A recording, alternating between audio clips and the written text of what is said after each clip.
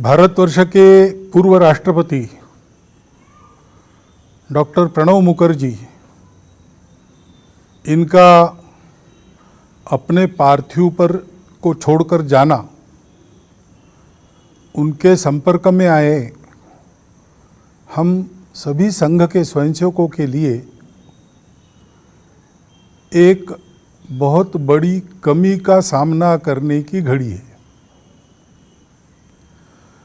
जब वो राष्ट्रपति थे तब 2 बार और उसके बाद भी 3-4 बार मैं उनको मिला हूँ।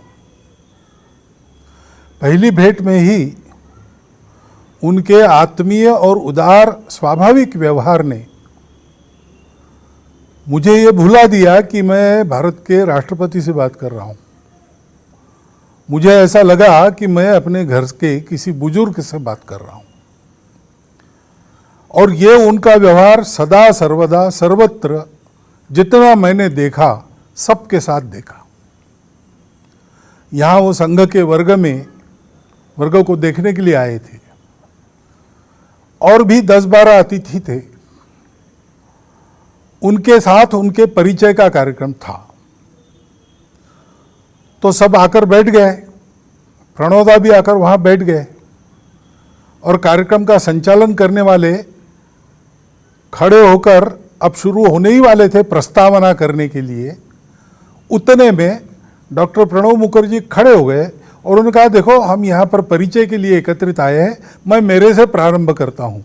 खड़ा होकर उन्होंने अपना परिचय सबको दिया, थोड़ा सा परिचय दिया। मैं प्रणब मुखर्जी भारत का राष्ट्रपति रहा हूँ, ऐसा करके वो बैठ गए। ये इतनी अनपेक्षित बात थी, सब लोग अवाक रह गए और सब लोग मन ही मन उनके इस सादगी की और मिलनसारिता के कायल हो गए। इतना सबके साथ सामान्य होकर घुलने मिलने वाले वो थे, लेकिन वो बहुत बड़े अनुभवी, परिपक्व ऐसे चिंतक भी थे। उनके पास जानकारी भी थी। दीर्घ जीवन में अनुभवों के कारण उस जानकारी को पचाकर सद दिशा में उसका उपयोग करने वाला विवेक भी उनके पास था और इसलिए हम जैसे लोगों के वो मार्गदर्शक बुजुर्ग थे।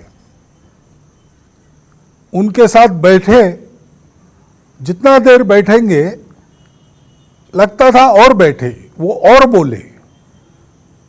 हम अपने आप अपने में अपने व्यक्तित्व को समृद्ध होता उनके सानिध्य में अनुभव करते थे। लंबा राजनीतिक जीवन, कुशल राजनीतिज्ञ का बहुत सफल जीवन उनका रहा।